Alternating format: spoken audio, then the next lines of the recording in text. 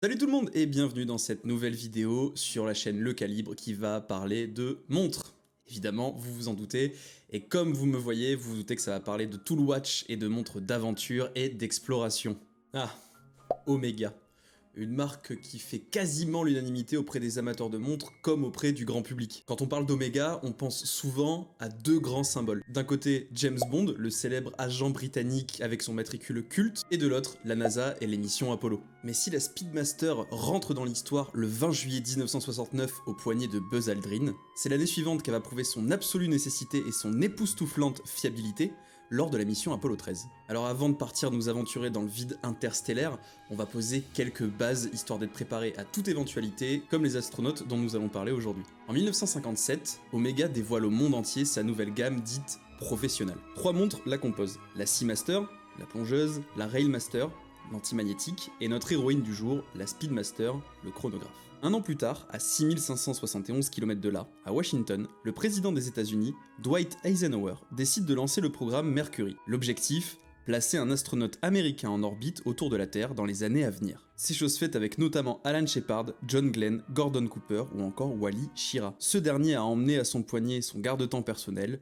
une Omega Speedmaster qui devient la première Omega dans l'espace. En 1963, le programme Mercury laisse sa place au programme Gemini. Cette fois, l'objectif est d'effectuer une sortie extravéhiculaire et de faire flotter un astronaute américain dans l'immensité hostile et hypnotisante de l'espace. Edgar White réalise le rêve de la NASA le 3 juin 1965 en se glissant hors de la capsule Gemini 4.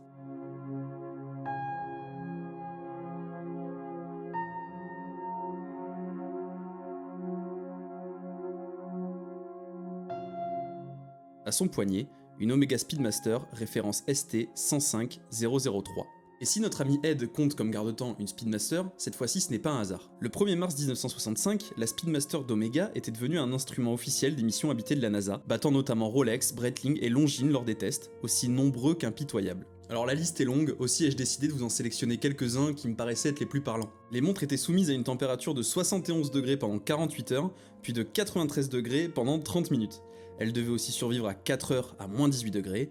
Ensuite, on leur a imposé 250 heures dans des températures comprises entre 20 et 71 degrés, mais avec un taux d'humidité atteignant les 95%. Vous l'aurez compris, ces tests devaient repousser les garde-temps sélectionnés dans leur retranchement et éprouver leur fiabilité dans les conditions les plus difficiles, comme pour n'importe quelle pièce d'équipement de l'astronaute. La Speedmaster survole les tests et devient la montre officielle des missions habitées de la NASA. En 1969, un beau jour de juillet, le chronographe d'Omega prend une autre dimension. 500 millions de téléspectateurs à travers le monde voient la Speedmaster, référence ST 105012, fouler la Lune au poignet de Buzz Aldrin lors de la mission Apollo 11, The First Watch Worn on the Moon, ou en français, la première montre portée sur la Lune. La fierté de cet accomplissement et les retombées médiatiques qui en résultent sont presque aussi importantes pour Omega que pour la NASA elle-même. Le chronographe professionnel d'Omega entre dans la légende et devient la montre capable de conquérir la Lune et peut-être même les étoiles. Et pour beaucoup de férus de montres-outils, c'est en avril 1970 qu'elle grave son nom dans le marbre. Après le succès d'Apollo 11, les Américains sont bien décidés à retourner faire une balade sur notre satellite.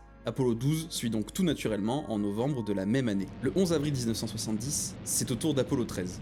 Les techniciens de la NASA retiennent leur souffle et se concentrent sur les immenses flammes qui sortent du réacteur de la fusée Saturn V, alors qu'elle emmène Jim Lowell, Jack Swigert et Fred Haise dans le ciel de la Floride direction la Lune. À Houston, il est 13h13. Une première défaillance moteur contrarie la poussée, mais sans grave répercussions. Quelques heures plus tard, les astronautes lancent le brassage des réserves d'oxygène. Une formalité.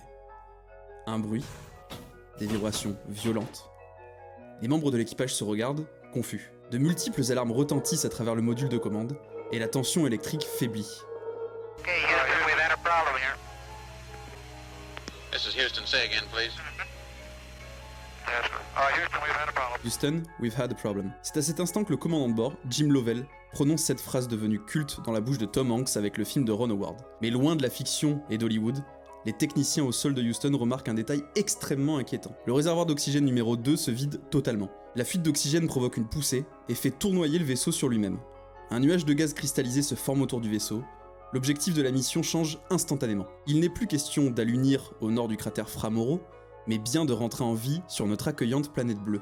Les équipes au sol sortent des calculatrices, les planches à dessin et les ordinateurs. L'autre réservoir d'oxygène se vide aussi à une allure inquiétante. Une seule solution est envisageable, se faufiler dans le module lunaire encore attaché au vaisseau. Malheureusement, les réserves d'oxygène du module sont prévues pour 2 astronautes et ce pour une durée de 45 heures. Or, les estimations prévoient une centaine d'heures pour un retour sauf sur la Terre des 3 astronautes. Les techniciens continuent leurs calculs et étudient tous les scénarios possibles. Une chose est sûre, il faut éteindre tous les systèmes électriques non essentiels et économiser l'énergie. Il est finalement décidé de continuer la route vers la Lune et d'utiliser son champ gravitationnel comme une catapulte pour retourner sur Terre. On est très loin du demi-tour en 3 temps demandé à l'examen du permis de conduire, je vous l'accorde. La manœuvre est réussie et la fusée fait route vers la Terre. Cependant, comme cette mission est décidément abonnée aux complications, l'angle d'entrée dans l'atmosphère n'est pas le bon et la fusée risque de rebondir sur l'atmosphère et de renvoyer l'équipage vers les tréfonds de l'espace. Ils n'ont plus de vivres ni d'oxygène. Fred Haise souffre d'une infection urinaire et Lovell a perdu 6 kilos. Les explorateurs de l'espace doivent urgemment retrouver le confort du plancher des vaches. Il faut réajuster la trajectoire du vaisseau spatial pendant 14 secondes chrono. Cependant, plus aucun instrument de bord n'est fonctionnel à cause du manque de tension électrique. Un dernier outil à bord a survécu à ces 6 jours d'errance et est capable de mesurer 14 secondes avec une précision à toute épreuve. Et cet outil se trouve au poignet des astronautes. Jack Swigert agrippe sa Speedmaster et appuie sur le poussoir du haut.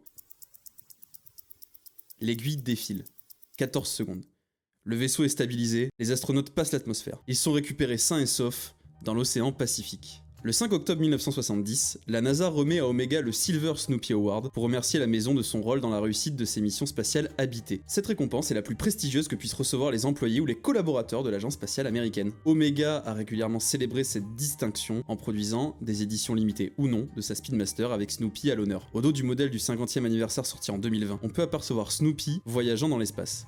Chacune de ces apparitions dure, je vous le donne en 1000, 14 secondes. On peut aussi apercevoir au dos du bracelet le trajet effectué par l'équipage d'Apollo 13. A mon avis, c'est une magnifique histoire de survie pour bien des raisons. Déjà, ça se déroule dans l'espace et ça nous fait rêver, c'est d'ailleurs pour ça que le film Apollo 13 a aussi bien marché. Ou que Thomas Pesquet, notre spationaute national, est suivi par autant de monde de tout âge et de tous horizons. Elle prouve qu'en gardant son sang-froid, l'être humain est capable de braver bien des épreuves et elle nous raconte aussi à quel point le travail d'équipe peut faire des miracles. Et pour nous, les amateurs de montres, elle nous rappelle que peu importe les avancées technologiques, avoir ce petit bijou mécanique de l'ingénierie humaine au poignet fera toujours sens, même dans un monde aussi électronique que le nôtre. J'espère que cette vidéo vous a plu, la Speedmaster, modèle iconique d'Omega, l'histoire d'Apollo 13 connue par de nombreuses personnes, mais pas forcément toujours dans le détail, hein. J'ai moi-même dû faire pas mal de recherches pour faire cette vidéo. Si ça vous intéresse, je vous laisse aller voir ou revoir la vidéo sur l'histoire de la Rolex Explorer. Et évidemment, si vous avez des idées, si vous avez des anecdotes de survie liées aux montres, je vous laisse les mettre en commentaire parce que ça peut toujours être intéressant. Et puis moi je vous dis à la prochaine pour de nouvelles aventures.